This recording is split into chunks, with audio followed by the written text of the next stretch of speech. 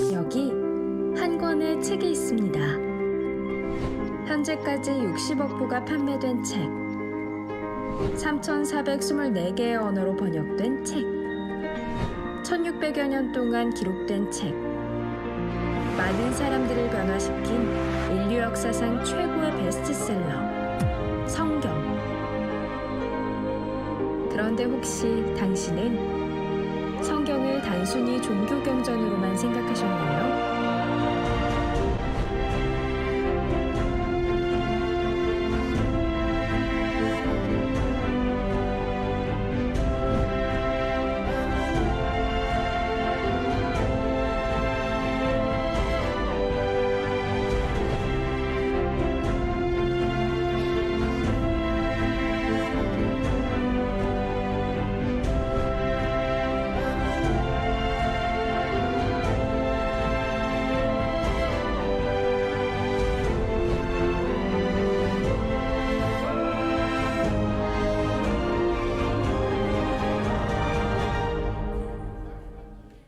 그리고 성경이 말하는 당신의 이야기. 지금 시작합니다. 지금 시작하겠습니다.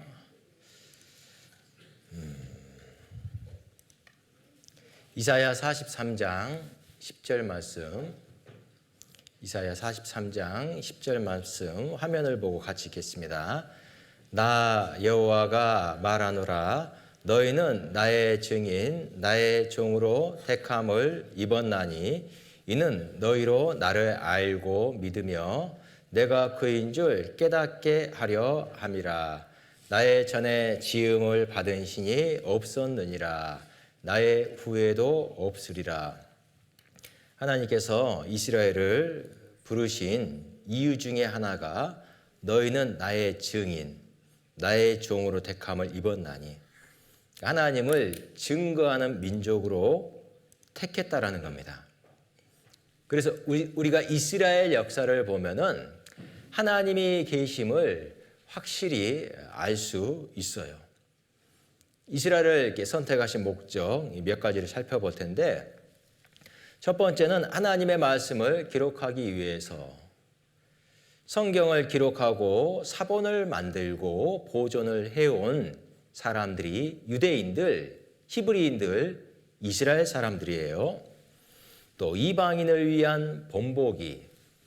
이스라엘은 하나님께 택함 받은 민족, 선택받은 민족이라고 해서 선민이라고 하고, 그 외에 다른 민족을 이방인이라고 하는 겁니다. 자, 그러면은 한국 사람은 선민입니까? 이방인입니까? 중국 사람은 선민이에요? 이방인이에요? 히브리인은 선민이에요? 이방인이에요? 선민. 이스라엘은 히브리인은, 유대인은 선민. 그 외에는 이방인. 이방인을 위한 본복이라고 했죠. 그러니까 우리들에게 무언가를 보여주시기 위해서 이스라엘을 택했다라는 겁니다. 뭘 보여주시나? 순종할 때는 복을 주시지만 불순종할 때는 저주를 내리신다라는 것을 보여주시는 겁니다. 그러니까 이스라엘 역사를 보면요, 이대로 이루어졌어요.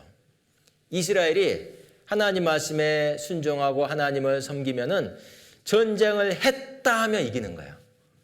무조건 이기는 거예요. 그래서 아주 강대한 나라가 되었고, 다윗과 솔로몬 때는 주변 나라에서 이스라엘에게 선물을 갖다 바칠 정도로 강대한 나라가 됐습니다. 반대로 불순종하면은, 전쟁을 했다 하면은 지는 거야. 주변 민족이 쳐들어와가지고 블레셋이 쳐들어오고, 미디안이 쳐들어오고, 아시리아가 쳐들어오고, 바벨론이 쳐들어오고, 이스라엘 사람들을 죽이고 물건을 빼앗고 총으로 잡아가고, 불순종하면은 하나님께서 벌을 내려주시는 것을 온 천하에 보여주시는 겁니다. 이스라엘을 통해서 하나님은 살아계시고 복과 저주를 내리시는 것을 분명히 보여주시는 거예요. 또 예수님이 오시기 위한 통로, 아브라함의 후손 중에서 다윗의 집안에서 예수님이 태어나신 겁니다. 또 하나님의 살아계심을 증거. 하나님의 살아계심을 증거하는 방법이 기적입니다. 기적. 사람이 결코 할 수 없는 일을 보여주시는 거예요. 그래서 이스라엘 역사를 보면은 기적의 역사예요. 조금 전에 살펴봤던 홍해 바다가 갈라져서 이스라엘을 구해주신 사건. 그런 일은 이스라엘 역사 가운데나 있는 거지 다른 나라 역사에는 그런 사건을 찾아보기가 어려워요. 한민족, 우리나라 역사 가운데 그런 놀라운 기적이 있었습니까? 없어요. 찾아볼 수 없어요. 이스라엘 역사 가운데는 많은 기적을 볼 수가 있어요. 기적을 통해서 하나님의 살아계심을 나타내 주는 겁니다. 그래서 하나님께서 세상 중앙에 거하는 작은 민족 이스라엘을 택하신 거예요. 자, 여기 1번 씨름 선수, 2번 어린아이가 씨름하면 몇 번이 이깁니까? 당연히 1번이 이기겠죠. 그럼 끝나는 거야. 그런데 만약에 여기에 아주 특별한 약이 있어요. 약.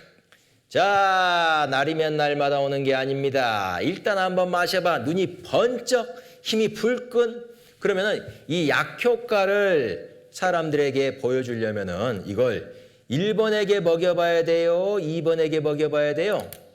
2번한테 줬어요. 2번이 이걸 마시고. 아, 힘이 난다. 이거 마셔야 될 사람이 몇 사람 있어 지금? 그러더니 시작했습니다. 하나, 둘, 셋, 영차. 그러면 사람들이 깜짝 놀라겠죠? 사람들이 보고 나는 2번이 이길 줄 알았어. 그렇게 생각하겠어요? 아니 어떻게 2번이 이길 수 있지? 이건 틀림없이 이건 놀라운 약효과인 모양이다 라고 생각하겠죠? 그런 것처럼 하나님께서는 작은 이스라엘을 택하셔서 이스라엘과 함께 하시면서 하나님의 능력으로 큰 나라와 싸워서 이기게 하시는 거예요. 그걸 본 주변 민족들은 깜짝 놀라는 겁니다. 아, 이스라엘 뒤에는 하나님이 계시구나 하고 하나님을 두려워하는 거예요. 자, 여기 유명한 싸움이 있는데 1번과 2번. 몇 번이 다윗?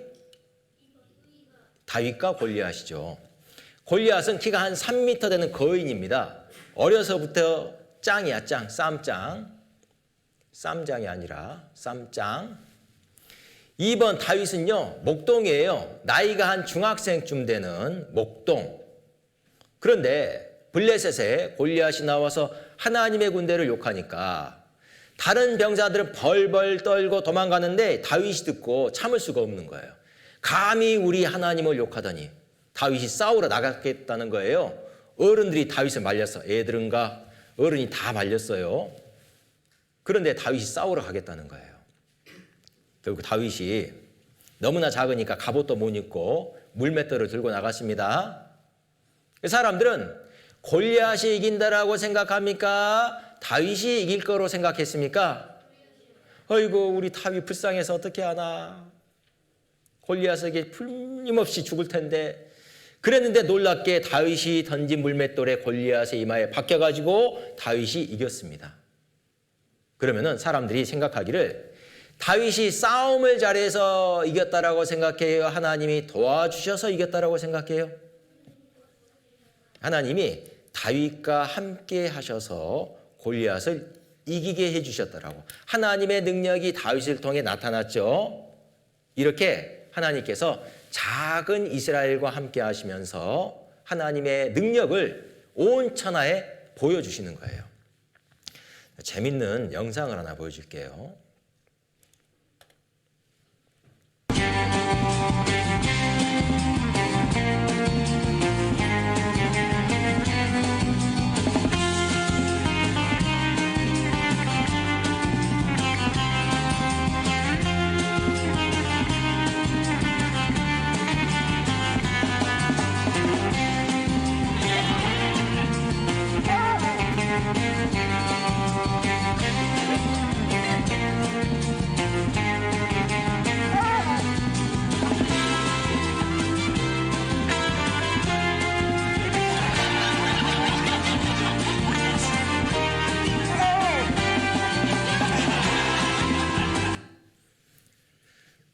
만약에 여기다가 코끼리를 묶어놨다면은 코끼리가 차를 끌고 가는 걸 보고는 사람들이 놀라지 않죠? 당연하니까. 그런데 작은 강아지가 차를 끌고 가니까 놀라는 거예요. 어떻게 이런 일이 있을 수 있지? 강아지가 약 먹었나? 어떻게 이런 일이 있을 수 있지? 나중에 보니까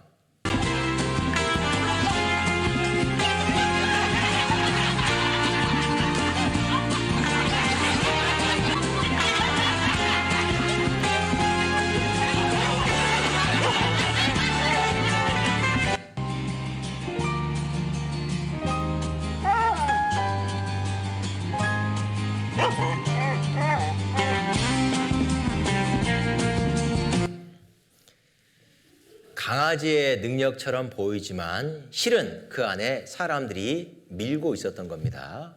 그런 것처럼 우리가 이스라엘 역사를 보면서 이야, 어떻게 저 작은 이스라엘이 큰 나라와 싸워서 이기지? 근데 실은 그 뒤에 하나님이 이스라엘과 함께 하셨던 거예요. 이스라엘을 통해 하나님의 살아계심을 나타내는 겁니다.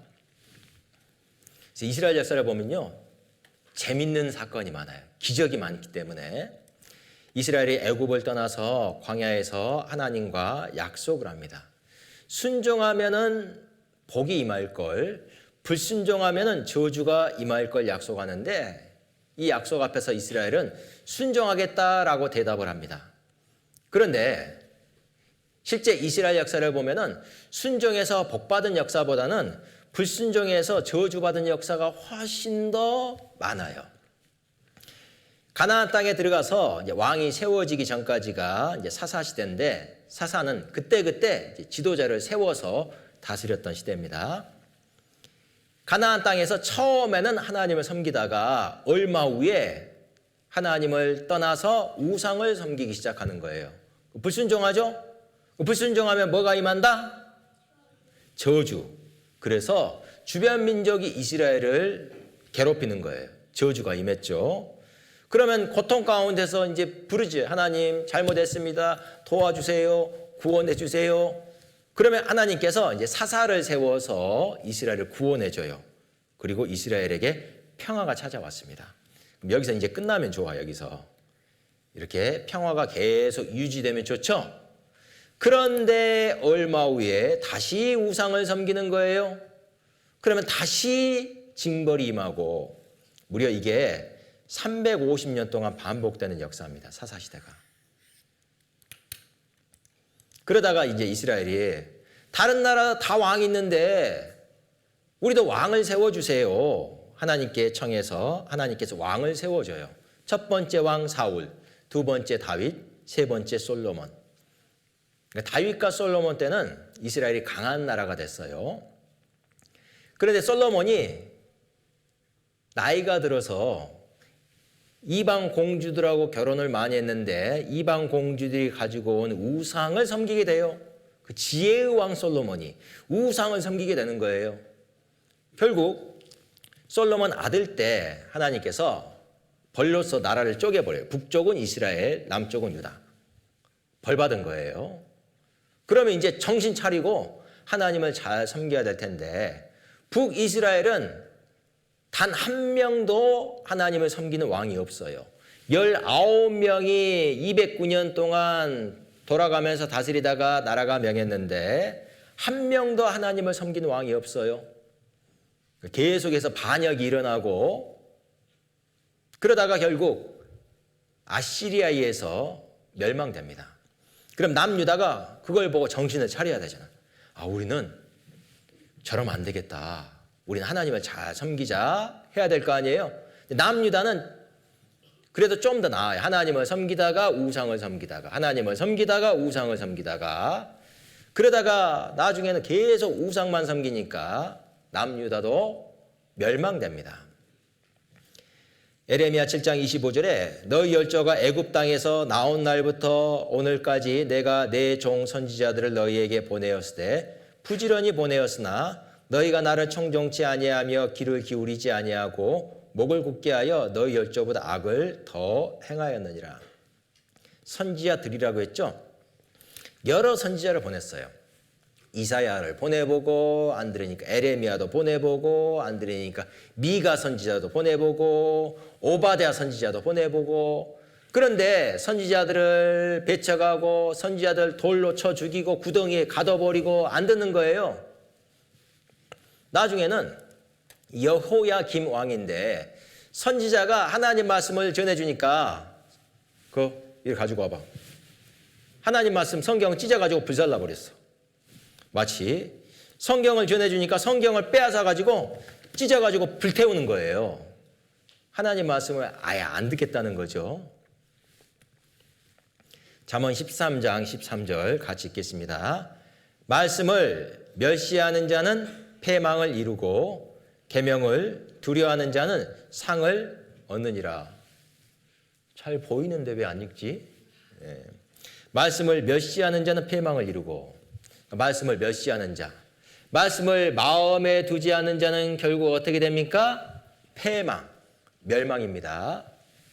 계명을 두려워하는 자, 말씀을 두려워하는 자는 구원, 하나님의 축복을 받는 거예요.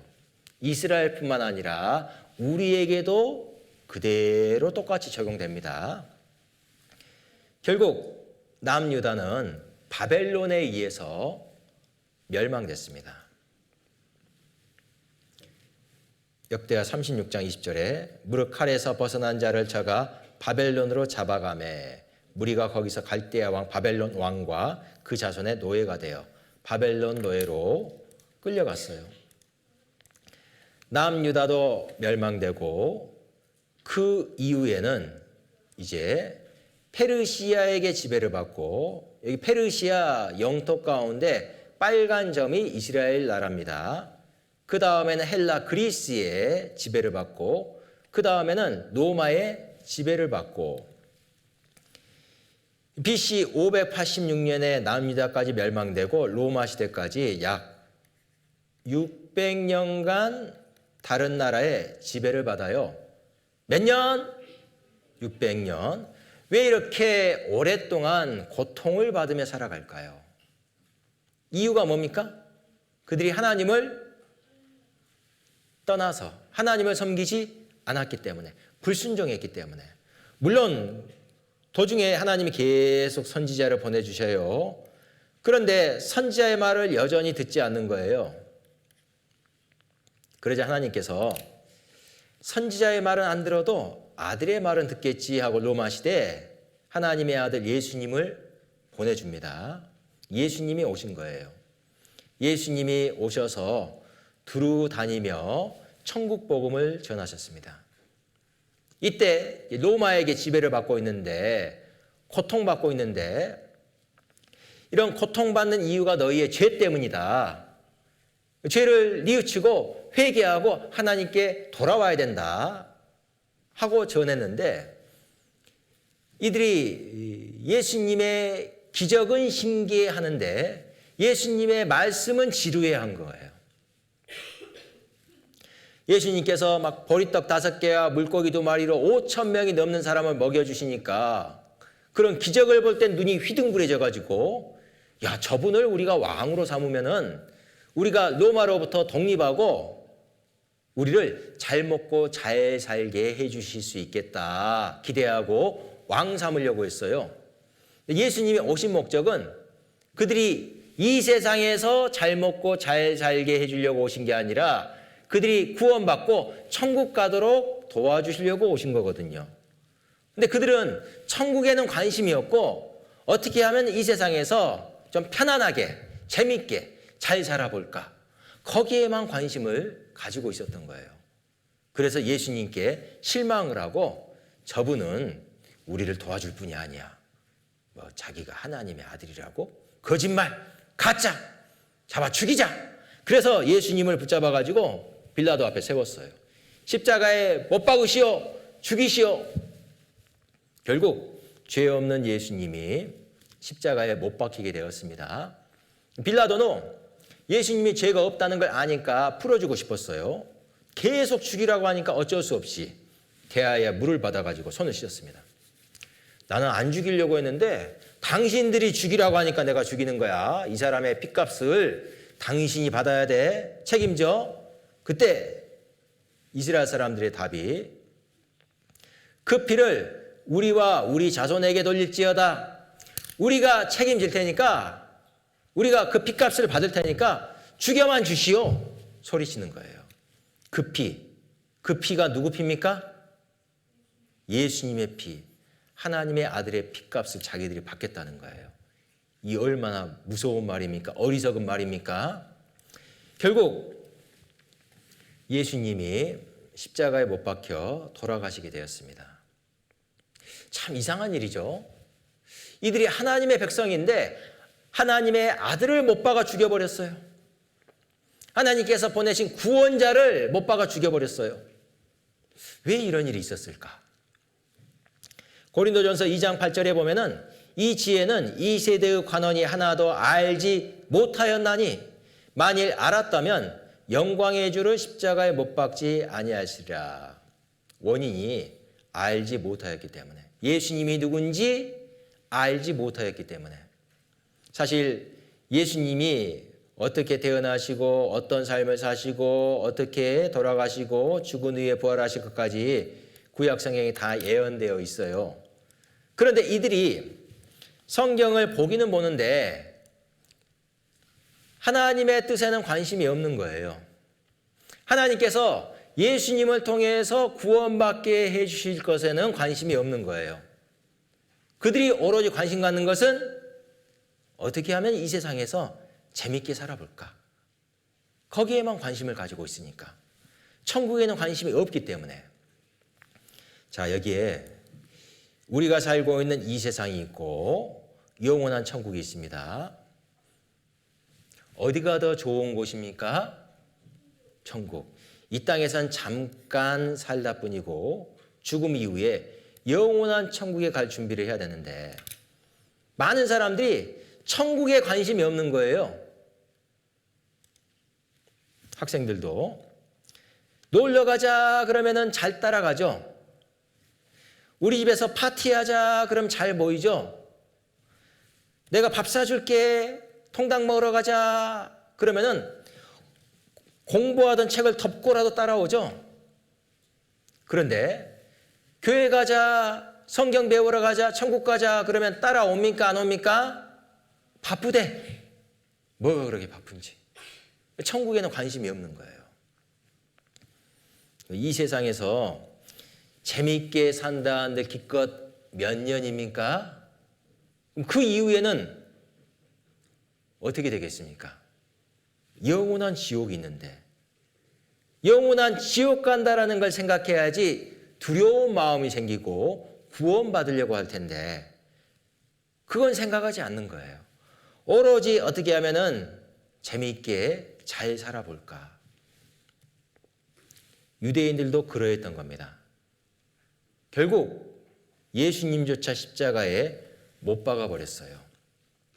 그러면은 선지자를 죽인 죄와 하나님의 아들을 죽인 죄, 어떤 죄가 더 큽니까?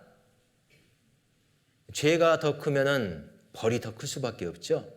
지금까지 받았던 벌보다 더 큰 벌을 받게 되는 거예요.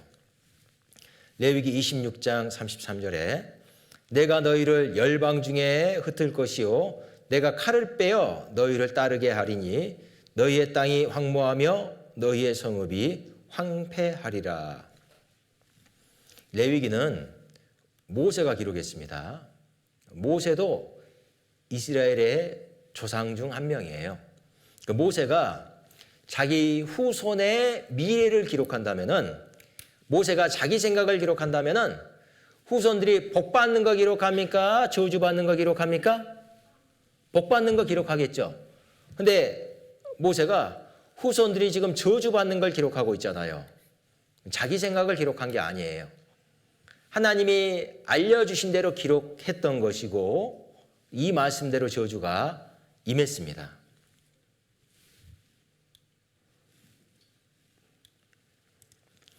원래 하나님이 주신 이스라엘 땅은 젖과 꿀이 흐르는 땅이에요.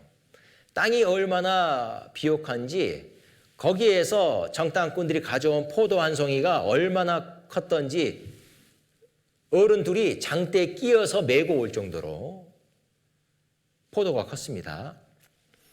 여러분, 포도 한 송이 얼마나 합니까? 한 이만하죠? 이만하죠? 한 손으로 들 수 있죠? 포도 한 송이.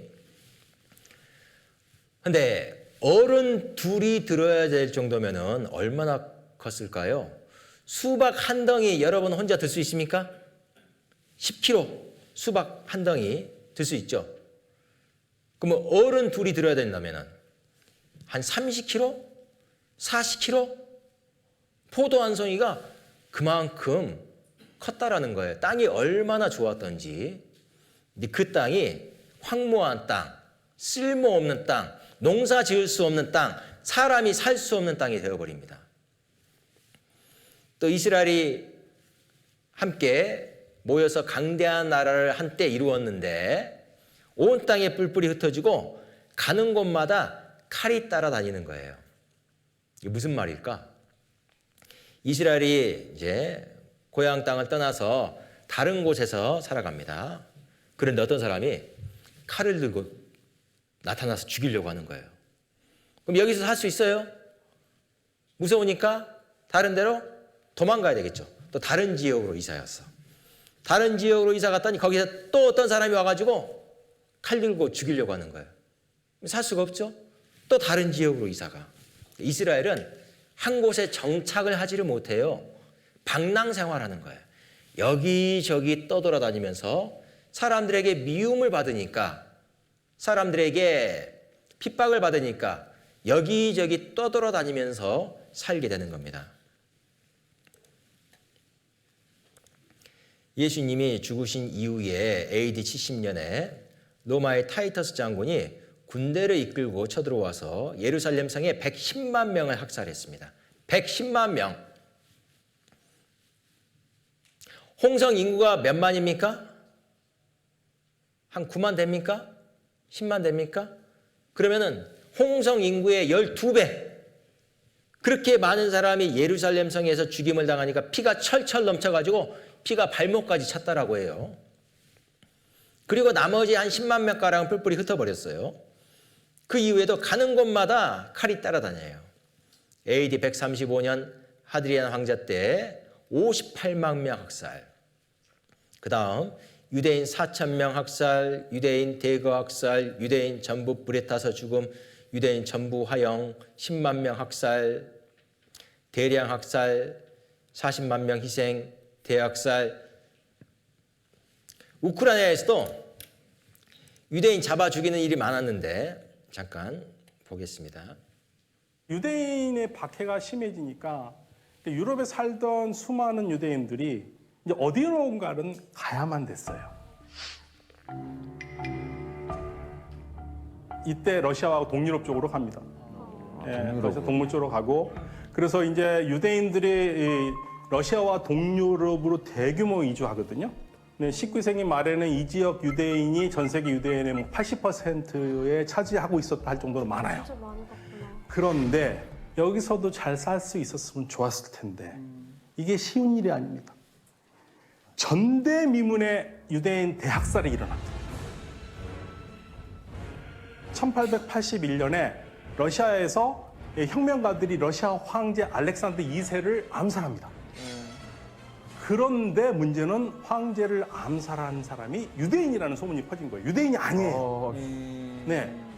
가짜뉴스 맞아. 가짜뉴스 문제. 네. 항상 가짜뉴스로 많이 당해요. 그때나 지금이나 사실. 흑사병. 그래서 그걸 러시아어로 포그롬이라고 그러는데요. 소란, 난동 이런 뜻입니다. 그러니까 유대인 박해라고 알 수 있어요. 그 한번 사진 한번 같이 보실게요.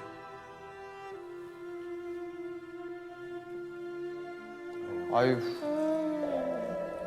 애기도 있네. 네. 아이고. 그러니까 뭐 수백 개의 유대인 마을에 들어간 사람들을 무참하게 죽이는 겁니다. 그래서 당시 뉴욕 타임즈에서 보도한 상황이 있는데요. 그거를 우리 시온 씨가 한번 읽어주세요. 네. 시내엔 유대인을 죽여라 라는 함성이 가득했다. 유대인들은 양처럼 사륙당했다. 피에 굶주린 폭도들은 갓난아기를 갈갈이 찢어 죽였다. 경찰은 아무런 제지도 하지 않았다. 석양의 거리는 시체들과 다친 사람들로 가득했다. 갈갈이 찢어 주겠다는 건 와 진짜 사람이 할 짓이 사람이 아니었네요 저때. 사람이 아니죠.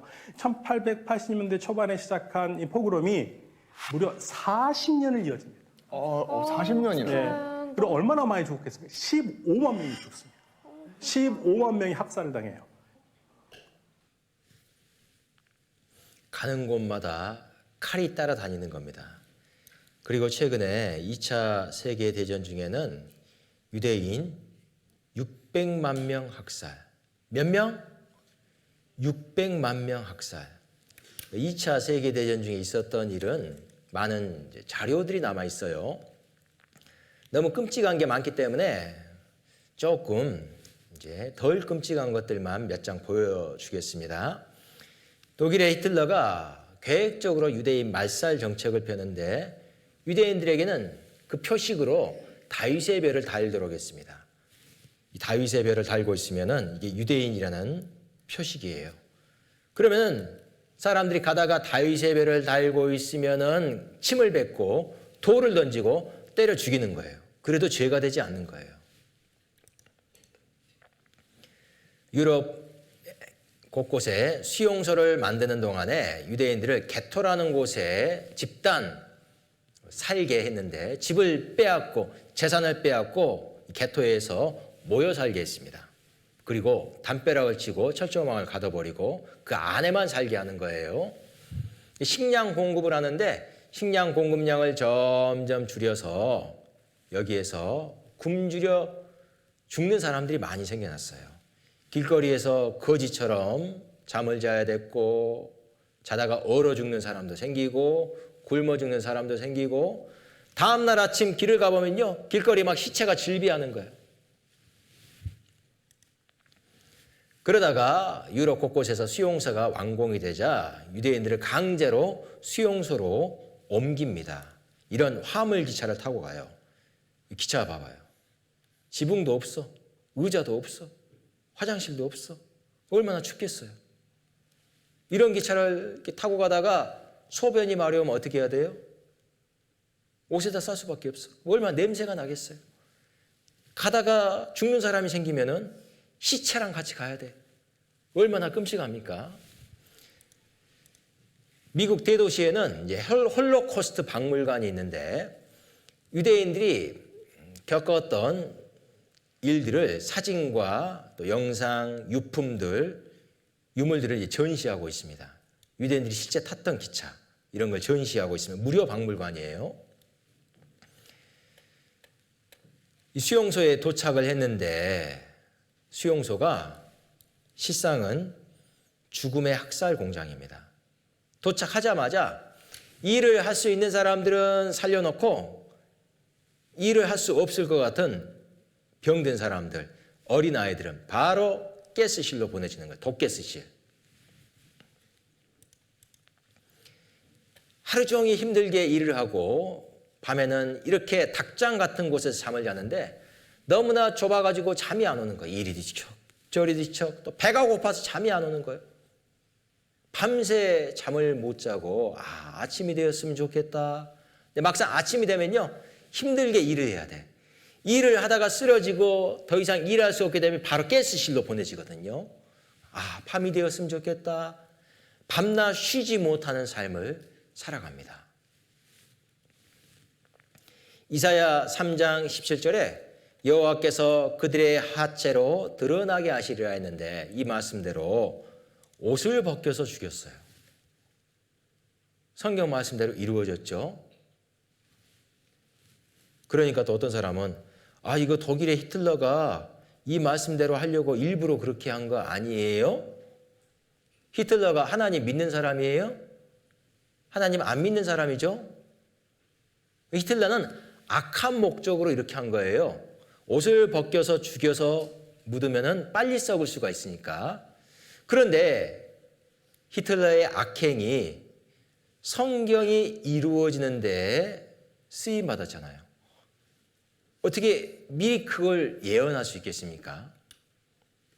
성경 말씀대로 저주를 받았어요. 그리고 구덩이를 파서 총을 쏴 죽이고 몽둥이로 때려 죽이고 죽이다가 짧은 시간에 더 많이 죽일 수 있는 방법이 없을까 해서 개발된 게 가스실. 샤워시켜준다 해가지고 우르르 이렇게 들어가게 해놓고 위에서 독가스가 나오는 거예요. 그 5분 안에 다 죽어버려. 그러면 그 시체를 소각하고. 함께 한번 가보시죠. 네, 우리는 지금 아우슈비츠 수용소로 지금 가고 있습니다. 현재 모습인 거죠? 맞습니다. 아우슈비츠는 나치 수용소들 중에서 가장 규모가 컸고요. 또 가장, 아까 이 말이 나왔죠? 지옥 같은 그런 곳이었습니다. 자, 그 실태를 보여주는 곳이 바로 이 곳인데요. 이곳은 샤워실이라고 부르는 곳이었습니다. 샤워? 네, 함께 한번 들어가 볼까요? 약간 지하 방공호처럼 생겼네. 나치 친위대는 이곳에 수감자들을 끌고 와서 샤워를 해야 하니 옷을 전부 다 벗으라고 명령을 내렸습니다. 그냥 목욕시설. 그렇죠. 옷을 벗은 수감자들은 물이 나오기를 기다렸습니다. 그런데 가스가 샤워실을 가득 채운 것은 물이 아니라 독가스였습니다. 자, 위를 한번 보실까요? 천장에 있는 저 네모난 구멍을 통해서 끔찍한 만행이 이뤄졌는데요. 저 뭐예요? 바로 독가스를 넣는 구멍이었던 겁니다. 나치 친위대가 저 구멍으로 넣는 게 이 살충제였는데요. 살충제? 치클론비라고 불렸는데 한 통으로 사람 400명을 죽일 수 있었습니다. 짧은 시간 안에 최대한 많은 사람 빠르게 죽이는 방법이었죠. 자, 샤워하는 줄 알고 있던 유대인들은 결국 15분 안에 400명이 죽습니다. 15분이요? 끔찍한 고통으로 몸부림치다가 죽음을 맞아야 했습니다. 설마 이게 손톱으로 맞습니다. 이 긁힌 흔적들은 손톱 자국이고요. 그리고 검게 변색된 이 얼룩은 핏자국입니다. 손톱이 빠질 때까지 벽을 긁으면서 처음에는 어떻게든 살려고 몸부림 쳤을 거고요. 나중엔 차라리 빨리 죽기라도 바라지 않았을까. 자, 사망한 시신들은 어떻게 처리했을까요? 자, 가스실 옆에 있는 소각장에서 무참히 소각됐습니다. 이 아우슈비츠는요, 정말 철저하게 계획된 말 그대로 학살 공장이었습니다. 이렇게 해서 죽은 사람들이 무려 600만 명입니다. 하나님의 백성 이스라엘이 왜 이런 비참한 역사를 갖게 되었을까요? 이유가 뭡니까? 그들이 힘이 약해서? 단지 힘이 약해서? 그들이 하나님께 불순종했기 때문에 하나님께 벌을 받은 겁니다. 그들이 힘이 약해서가 아니에요. 그들이 머리가 나빠서가 아니에요. 그들이 사람들에게 미움을 사서가 아니에요. 하나님 앞에 미움바 되어서 이런 벌을 받게 된 거예요. 이스라엘 역사를 우리에게 보여주시는 것은 이방인들을 위한 본복이라고 했죠. 우리에게 주시는 교훈이 있는 겁니다. 누가복음 23장 31절에 푸른 나무에도 이같이 하거든 마른 나무에는 어떻게 되리요 하시니라. 이런 걸 비유라고 하는데 푸른 나무는 이스라엘을 가리키고 마른 나무는 이방인을 가리킵니다. 그럼 한국 사람은 푸른 나무에 해당됩니까? 마른 나무에 해당됩니까? 마른 나무에 해당되죠. 푸른 나무와 마른 나무를 불에 태우면은 어느 쪽이 더 잘 탈까요? 마른 나무가 훨씬 더 잘 타겠죠? 이런 것처럼 푸른 나무와 같은 이스라엘도 하나님께 불순종했을 때, 예수님을 배척했을 때 이런 끔찍한 저주를 받았거든. 하물며 마른 나무와 같은 이방인은 어떻게 되리요? 하고 경고하시는 거예요. 경고. 너희는 이런 벌을 받지 말아라. 라고 경고하시는 거예요. 이스라엘이 이런 저주를 받는 걸 보면은 하나님이 살아 계시니까 저주가 임하는 겁니까? 하나님이 안 계시는데 저주가 임하는 거예요? 살아 계시니까. 고통받는 이스라엘이 하나님을 증거하는 거죠. 신명기 11장 26절 내가 오늘날 복과 저주를 너희 앞에 두나니 너희가 만일 내가 오늘날 너희에게 명하는 너희 하나님 여호와의 명령을 들으면 복이 될 것이요 너희가 만일 오늘날 너희에게 명하는 도에서 돌이켜 떠나 너희 하나님 여호와의 명령을 듣지 아니하고 본래 알지 못하던 다른 신을 쫓으면 저주를 받으리라.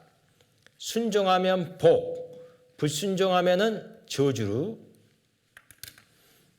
분명히 하나님과 약속을 했는데 이스라엘은 불순종을 택한 겁니다.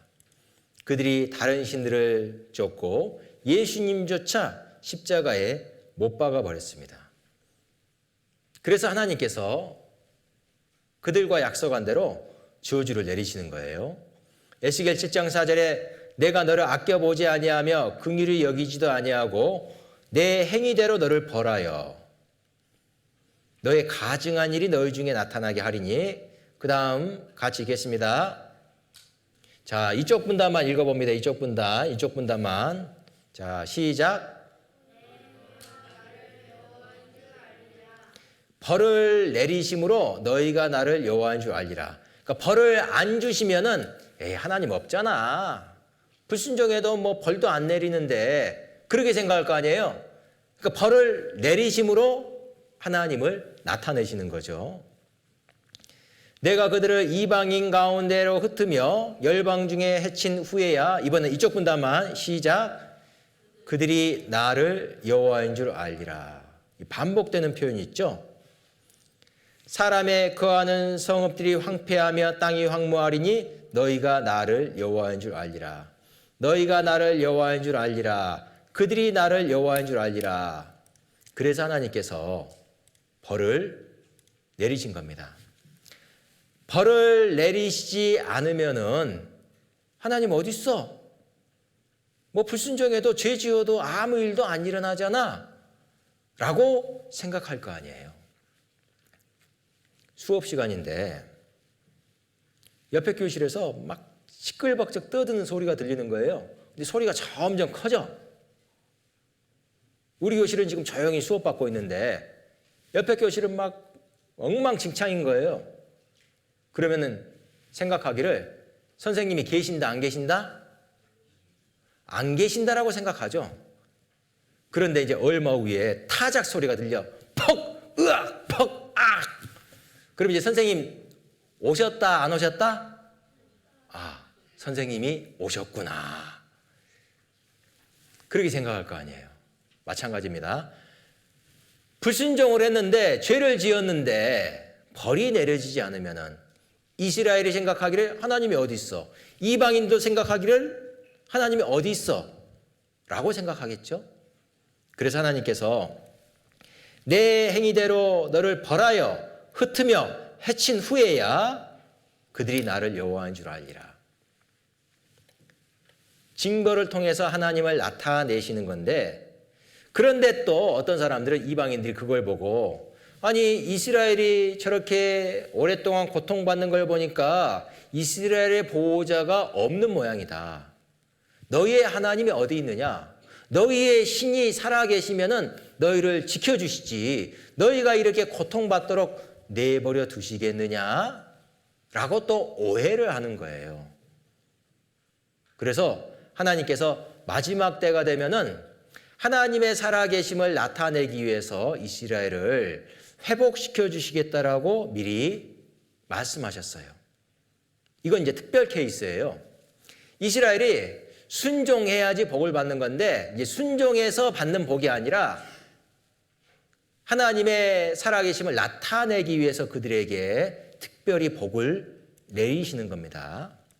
특별 케이스입니다. 이건 에스겔 36장 24절에 내가 너희를 열국 중에서 취하여 내고 열국 중에서 모아 데리고 고토에 들어가서 조금 전에 뿔뿔이 흩었는데 이제 열국 중에서 여러 나라에서 모아 데리고 고토에 들어가서 누가 그렇게 하시겠다라는 겁니까? 하나님께서. 그들 힘으로 스스로 돌아올 수는 없거든요. 하나님께서 그렇게 하시겠다는 거예요.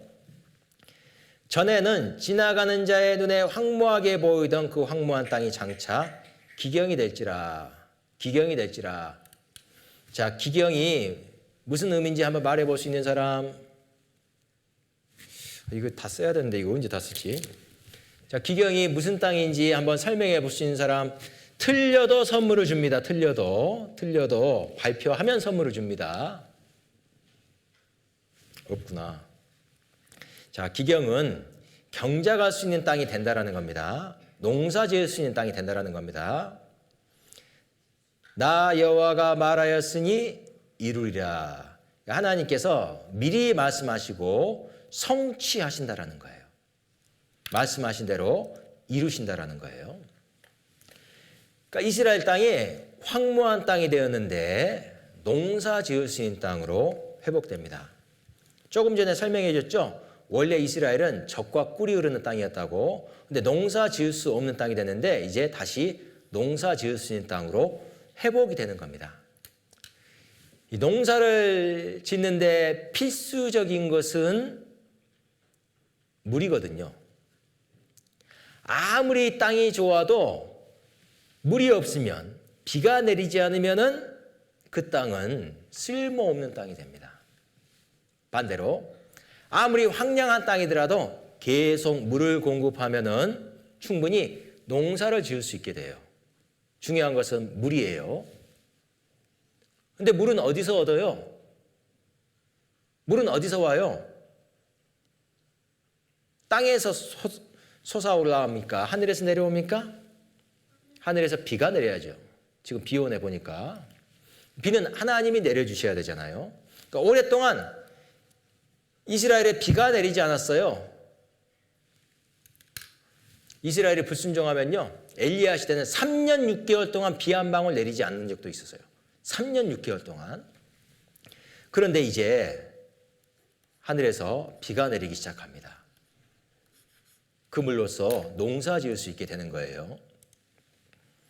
이게 이제 구글 지도를 인공위성에서 본 지도인데, 자, 여기가 이스라엘 국경입니다. 여기가 지금 전쟁 중인 가자 지구고, 근데 이 국경을 기준으로 이스라엘은 초록색이고 그 옆에 이집트는 황토색이죠. 이스라엘부터 초록색인 거예요. 정확히. 이게 참 신기하죠. 만약에 국경이 한 이쯤 있다고 해봐요. 이쯤. 그러면은 여기서부터 초록색이 됐을 거예요. 국경이 이쯤 있다고 해봐요. 여기서부터 초록색이 됐을 거예요.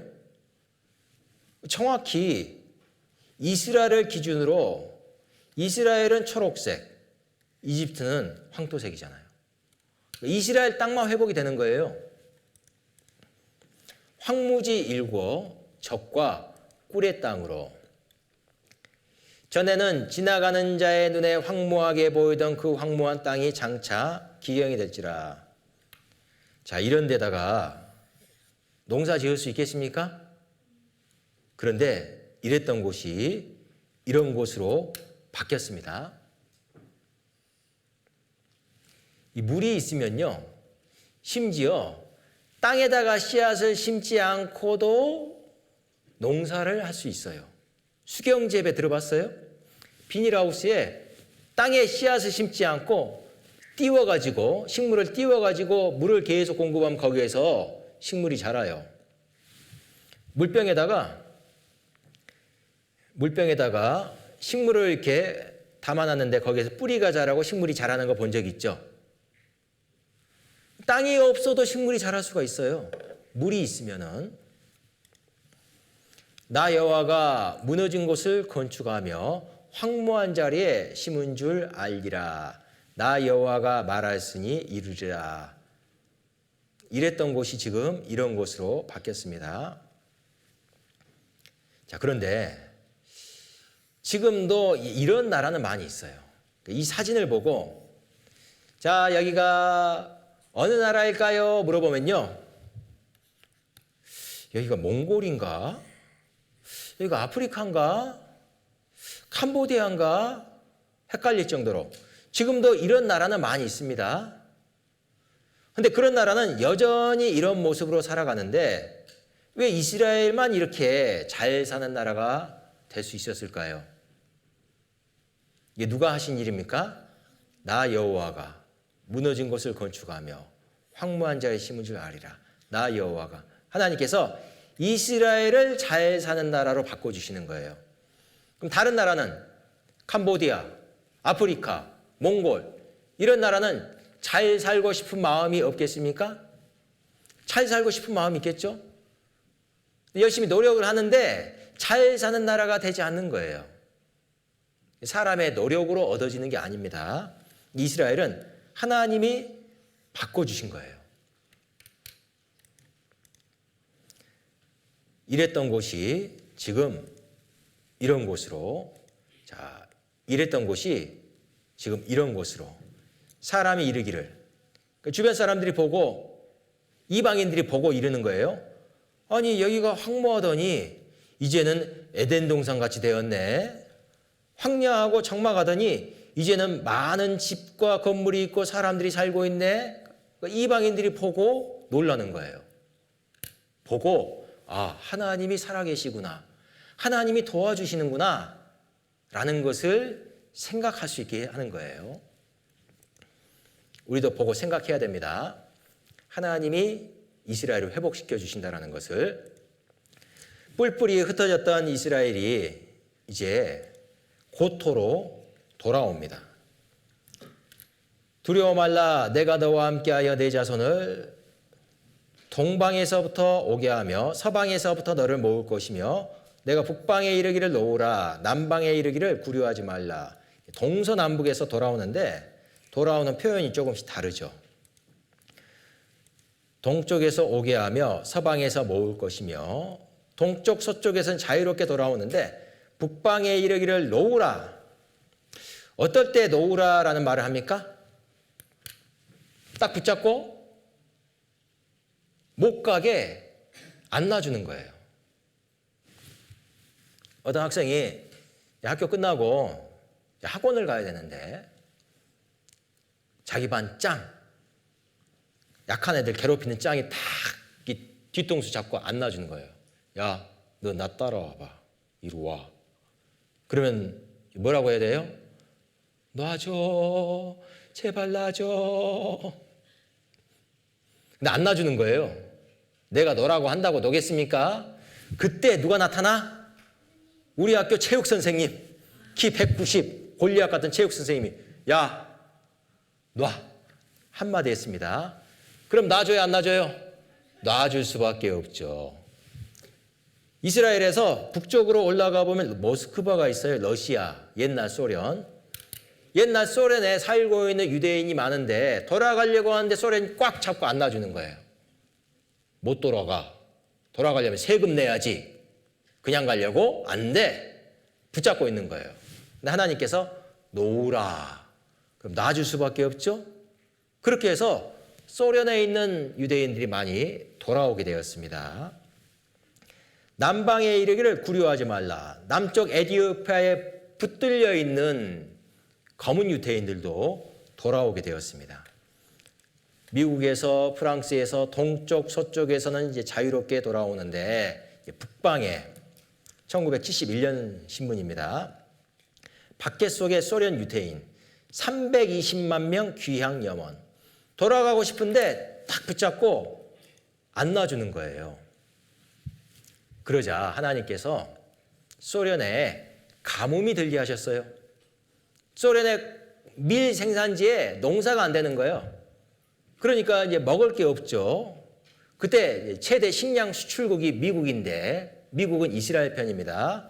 이 미국이 소련과 이스라엘 인권 문제를 두고 이제 협상을 하는 겁니다. 미국에서는 유대인들 놔주면은 무역상 최혜국의 대우를 해주겠다. 그러니까 소련에서는 먹고 살기 위해서 어쩔 수 없이 놔주는 거죠. 결국 놓으라 그 말씀대로 이루어진 겁니다. 여기 그림에 보면은 여기 소련배인데 미국에서는 밀을 실어주고 소련배에서는 유대인을 놔주고 그래서 미국 밀과 바꾸는 유대인 이민세.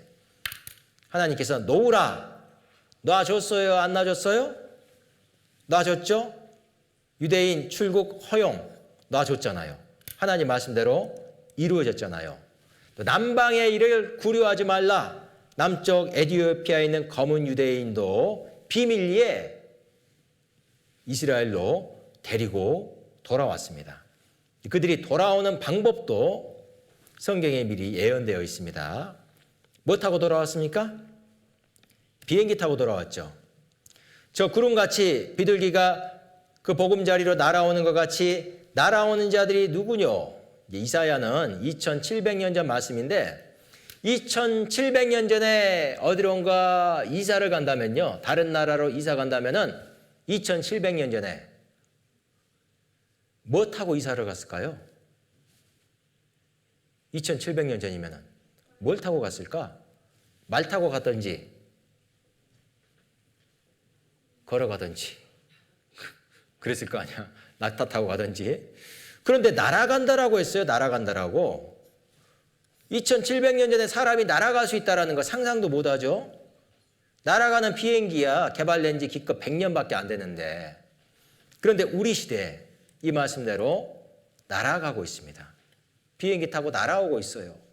코로나 시대에도 계속 날아오고 있고 러시아 우크라이나 전쟁 통해 남아있는 유대인들도 날아서 돌아오고 있습니다. 전 세계에서 날아서 돌아오고 있습니다. 프랑스, 러시아, 아르헨티나, 브라질에서 살던 디아스포라 유대인들이 17일 오후 전세기를 타고 이스라엘로 귀환했습니다. 이번에 귀환한 유대인은 총 200명으로 이 중 절반은 프랑스 유대인입니다. We are witnessing a nice wave of Aliyah from all over the world.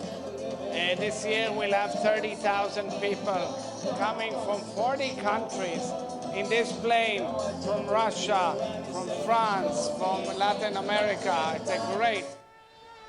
알리아라고 불리는 유대인들의 귀환은 2000년도 이후부터는 매년 2만에서 3만 명씩 이뤄지고 있습니다. 유대인들은 핍박을 피해 1800년대 후반부터 이스라엘로 이주하기 시작했고 1948년 건국 전까지 30만여 명이 이주했습니다. 건국 후부터는 본격적인 귀환이 시작돼 작년까지 총 330만여 명이 귀환했고 현재 계속해서 돌아오고 있는데 성경 예언대로 전 세계 유대인들 이스라엘 속속 귀환 성경 말씀이 성취되고 있죠.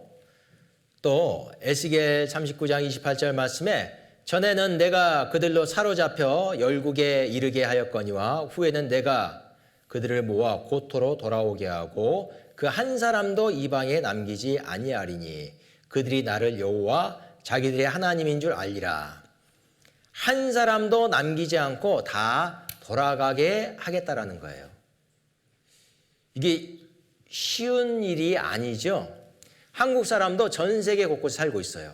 일본에도 있고 중국에도 있고 미국에도 있고 유럽에도 있고 아프리카에도 있고 만약에 한국 대통령이 자, 눈 뜨고 전 세계 한국 사람들 한국으로 돌아오시오. 돌아오면 집도 구해주고 직장도 마련해 줄게요.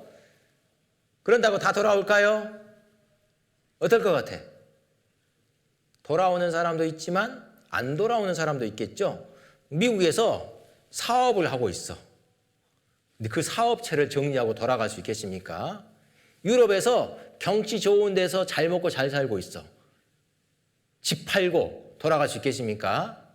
직장 그만두고 돌아갈 수 있겠어요? 다 돌아가기는 어렵겠죠. 근데 이스라엘은 한 사람도 남기지 않고 다 돌아간다라고 성경에 예언되어 있어요. 이게 이루어질 수 있을까요? 가능합니다. 이루어지고 있습니다. 왜냐하면은 전 세계 곳곳에서 반유대주의가 다시 일어나고 있어요. 이 사람들이 유대인들을 싫어하는 거야. 그래서 유대인 대상으로 테러를 일으킵니다. 유럽에서, 미국에서, 영국에서, 곳곳에서 유대인들을 싫어하고 유대인 회당에 화염병을 던지고, 그러니까 유대인들이 두려워서 살 수가 없는 거예요. 예를 들어서 코로나 때 중국발 코로나였는데 미국에서 아시아 사람들을 증오하고 혐오해서 아시아 사람들을 대상으로 범죄가 많이 일어났어요. 한국 사람을 보고도 중국 사람인 줄 알고 테러하려고 하고, 그게 무서워가지고 돌아온 사람도 있었거든요. 그런 것처럼 전 세계 유대인 혐오 범죄 폭증하고 있습니다. 최근에 이스라엘과 하마스와 전쟁으로 인해서 그런 반대하는 분위기가 점점 확산되고 있어요. 프랑스에서도 이스라엘을 반대하고 팔레스타인을 지지하는 거예요. 반유대 사건 급증. 결국 사람들에게 미움을 받으니까 이스라엘로 돌아갈 수밖에 없는 거예요. 이스라엘 총리가 테러 표적된 유대인 불안에 떨지 말고 이스라엘로 돌아오라. 고향으로 돌아오라. 결국 하나님 말씀대로 한 사람도 남기지 않고 다 돌아가게 될 겁니다. 성경 말씀대로 이루어지잖아요. 또 이스라엘이 이제 강한 나라가 된다고 했는데 그 저는 자로 남은 백성이 되게 하며 멀리 쫓겨났던 자로 강한 나라가 되게 하고, 강한 나라. 이미 강한 나라가 되었습니다. 2차 세계대전에 600만 명이 죽었던 약한 나라였는데 1948년 5월 14일 독립하고 지금 강한 나라가 되었어요. 사람들이 생각하는 세계에서 가장 강한 나라는 어디일까요? 미국. 그런데 미국을 유태인이 지배한다면 이스라엘이 더 강한 거죠. 그럴 수밖에 없는 게 미국에 50개 주가 있는데 유태인들이 각 주의 정치인들에게 후원을 하는 주를 파란색으로 표시했더니 다 파란색이야. 미국의 50개 주가 다 파란색. 그러니까 모든 주의 정치인들을 유대인들이 후원해요. 대통령 후보, 주지사 후보. 그러니까 정치인들이 유대인들을 위한 정책을 펼 수밖에 없습니다. 후원금을 그렇게 많이 받으니까.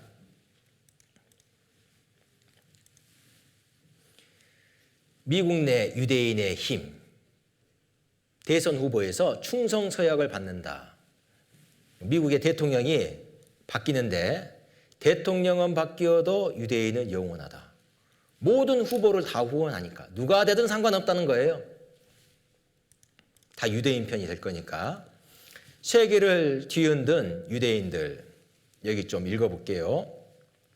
전 세계 1,300만 명이 흩어져 살며 60억 세계 인구의 0.2%에 지나지 않지만 노벨 경제학상 역대 수상자의 65%, 의학상 수상자의 23%, 문학상 수상자의 8%를 배출했고 미국 400대 부호의 24%, 40대 부호의 42%를 차지할 만큼 자본주의 상하부 구조에서 특출한 성공을 거두고 있는 유대인들의 성공 비결은 무엇일까? 무엇일까? 무엇일까요? 하나님의 도우심인 거예요. 전 세계에서 가장 부지런한 민족이 어느 민족일까요? 한민족이에요. 한민족. 한민족.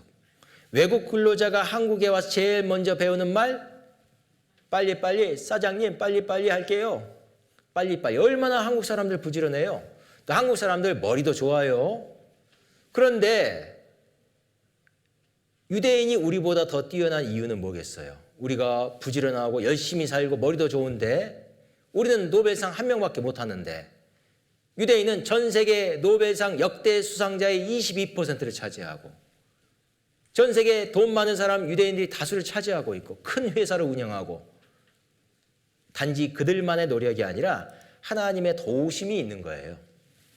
강한 나라가 되게 해주시겠다고 약속했잖아요. 여러분이 알만한 세계 유명한 회사들만 뽑아볼게요. 알만한 회사. 마이크로소프트 알죠? 유대인 겁니다. 구글 플레이 유대인 겁니다. 페이스북, 넷플릭스, 맥도날드 유대인 겁니다. 던킨도너츠 있나요? 아유, 내가 홍성을 무시했네. 코카콜라, 스타벅스, 베스킨라빈스 유대인 겁니다.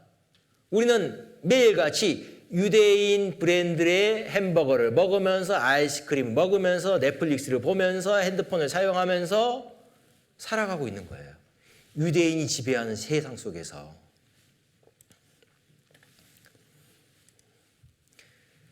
유대인들이 얼마나 돈이 많냐면은 유대인 가문의 재벌 중에서 로스차일드 가문이 세계에서 가장 많은 돈을 가지고 있는데 재산이 한 5경 정도로 추정이 된대요. 5경 많아요, 적어요? 5만 원은 많아요, 적어요? 5만 원은 우와, 500만 원은 우와. 근데 5조 하면은 5조 얼마야? 감이 안 오죠. 그래서 이제 5경이 얼만큼의 돈이냐면요. 5경은 전 세계 사람 모두에게 1인당 500만 원씩 나눠줄 수 있을 정도의 많은 돈입니다. 전 세계 70억 사람들에게 다 500만 원씩 나눠줄 수 있는 돈. 엄청난 돈입니다. 저도 여기에 있는 분들에게 50원씩은 나눠드릴 수 있어요. 50원씩은. 500원쯤 더 나눠줄 수 있는데 그 작은 자가 천을 이루겠고 그 약한 자가 강국을 이룰 것이라. 때가 되면 나 여호와가 속히 이루리라. 약한 자가 강국을 이룰 것이라. 지금 강국을 이루었습니다. 이스라엘이 군사적으로도 강대한 나라예요. 전 세계 주요 국가 GDP 대비 국방비 비중 이스라엘이 1등입니다. 가장 많은 돈을 국방비에 투자하고 있어요. 이스라엘. 2등이 러시아, 3등이 미국. 그러니까 이스라엘이 강대한 나라가 될 수밖에 없어요. 많은 돈을 투자하고 있으니까. 이스라엘 핵탄두 한 300개 정도 있다고 합니다. 또 이스라엘이 국방 강국이 되었고 군사용 드론 최강국 이스라엘, 축산 강국, 농업 강국. 그래서 우리나라도 이스라엘 가서 농사기술을 많이 배워가지고 왔거든요. 또 과학기술 강국 이스라엘, 노벨상 강국, 사이버 보안 강국, 스타트업 강국. 스타트업이라는 것은 창업 강국, 벤처기업 강국이라는 거예요. 벤처 강국, 제네릭 강국, 제약회사 분야에서도 강국이라는 거예요. 인공위성 발사체 강국, 에너지 강국. 자, 이스라엘 강국 되었죠? 강한 나라 되었죠? 여기 보면은 이스라엘 총리인데 이스라엘 총리가 이 사람 누굽니까? 옛날 미국 대통령. 전 세계 강한 나라들하고 줄다리기 하는데 안 지는 거예요. 어떻게 그럴 수 있을까 했더니 그게 그 뒤에 누구의 손이 있습니까? 하나님의 손이 이스라엘 꽉 붙잡고 있어요. 하나님의 손이 이스라엘을 도와주고 있는 거예요. 그러니까 이스라엘이 강한 나라가 될 수밖에 없는 거죠. 하나님의 도우심으로. 이는 바다의 풍부가 내게로 돌아오며 열방의 재물이 내게로 옴이라. 바다의 풍부? 이스라엘 바다가 있긴 한데 사해바다, 죽은 바다야. 너무나 염분의 농도가 높아가지고 물고기 한 마리 안 살아요. 쓸모없는 바다인 줄 알았는데 알고 보니까 보물의 바다였네. 이스라엘 사해바다의 보물이 미국, 영국, 프랑스 3개 국가 재산보다 더 많다고 하는데 그럼 이스라엘이 제일 부자죠. 최근에 이스라엘 앞에 지중해 앞바다에서 엄청난 양의 개발 가능한 석유가 발견됐습니다. 그리고 지금 개발해가지고 수출하고 있습니다. 이스라엘이 천연가스를 유럽에도 수출하고 있습니다. 바다의 풍부, 열방의 재물이 이스라엘로 돌아왔죠. 자, 아까 봤던 말씀인데 같이 읽어보겠습니다. 그 작은 자가 천을 이루겠고 그 약한 자가 강국을 이룰 것이라. 때가 되면 나 여호와가 속히 이루리라. 우리는 이스라엘이 강국이 된 것을 보았습니다. 지금 보았습니다. 그런데 때가 되면 이루리라 했죠. 때가 되면 이 무슨 때를 가리킬까? 그건 내일 배우도록 하겠습니다. 이스라엘이 강한 나라가 된 때가 무슨 때를 의미하는지, 하나님이 이스라엘을 회복하신 것이 무슨 때를 의미하는 것인지 내일 배우도록 하겠습니다. 내일 올 거죠? 안 오려면 지금 하고, 지금 할까요? 내일 할까요? 내일 할까요? 예, 그래요. 기도하겠습니다. 하나님 감사합니다. 오늘 성경 말씀을 통해서 인류 초기의 역사가 사실이고 하나님께서 이스라엘을 통해서 하나님의 살아계심을 나타내 주심을 알게 되었습니다. 우리가 말씀을 계속 배우는 가운데 하나님이 살아계시고 성경이 사실이라는 것을 확실히 알고 믿을 수 있도록 도와주세요. 끝까지 말씀을 듣는 가운데 하나님의 사랑을 깨닫고 천국 갈 소망을 얻을 수 있도록 도와주세요. 예수님 이름으로 기도드렸습니다. 아멘.